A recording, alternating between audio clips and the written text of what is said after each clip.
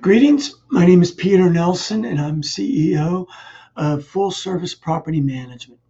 Been investing now for about over 30 some odd years. And I want to give you just a short primer on cap rates and how they affect your investment strategy. It's a very complex topic, so I don't expect to be able to cover all of it in this short video, but I do at least want to give you this primer and introduction. A lot of investment professionals have to decide, well, where am I going to invest? What's my investment strategy?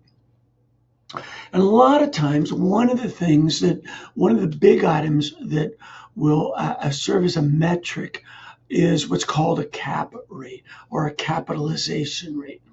And a cap rate is just a quick term or a quick calculation that allows a potential buyer to evaluate the return on an investment on an annual basis. Let me give you an example. Typically, if you have $1 million property for sale, and typically cap rates are usually oftentimes associated with the purchase and sale of property.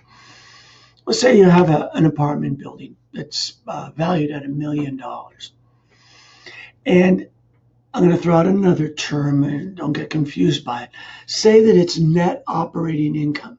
It's income, gross income after you take away operating expenses, but not including the mortgage.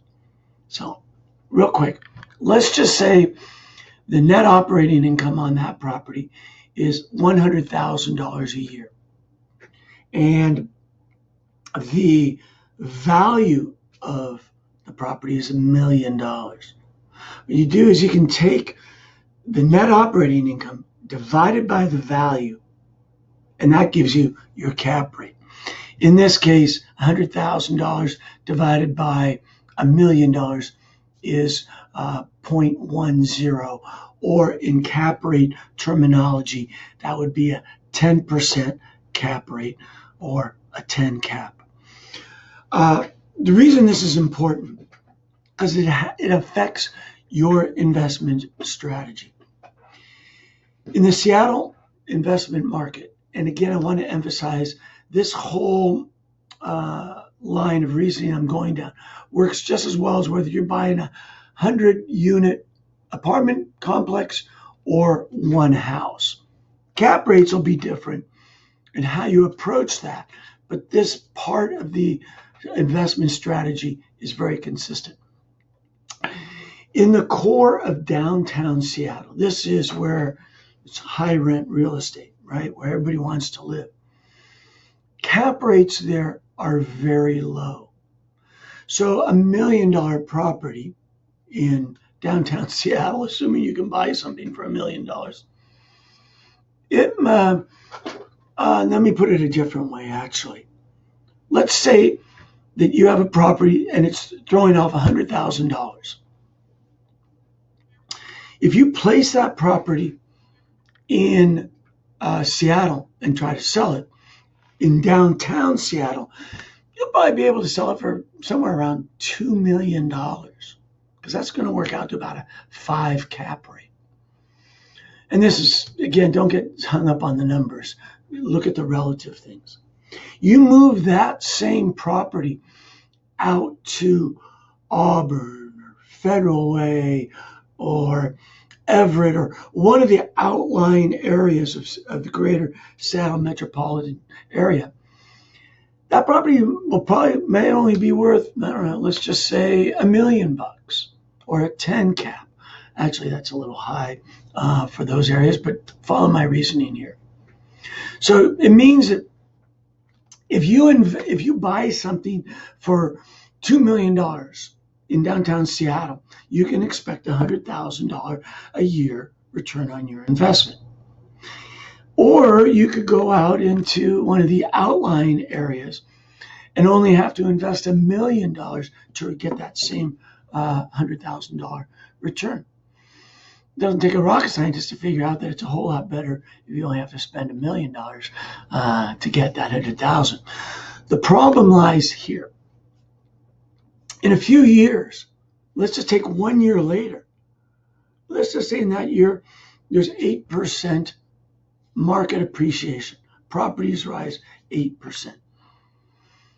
Well, 8% of 2 million is about twice as much as 8% of 1 million. So your actual total dollars earned on the investment is going to be much greater in the downtown core area. Now, not all of us have that kind of money to be buying 5 caps properties. And so this drives the investment strategy. Can you afford, based on the amount of down payment you're putting down, can you afford to buy downtown? For most people, no. You have to go further out. And so then that will drive, you kind of be driven by the cap rate. But as a general rule, the further you move out from downtown Seattle, the higher your cap rates are, and the lower the prices are for a given amount of income that's coming in. It's a little complicated. I hope this helps to clarify some of those issues surrounding or questions that you might have around cap rates. Certainly before you do purchase, I'd recommend getting with a qualified investment broker and discussing, doing your own research on cap rates, net operating income, at gross rent multipliers, and a bunch of that good stuff, and learning before you buy. But I hope this primer helps at least explain it in a little bit better terms so that you can get a grip on what people are talking about with it. Best of luck with your investment strategy.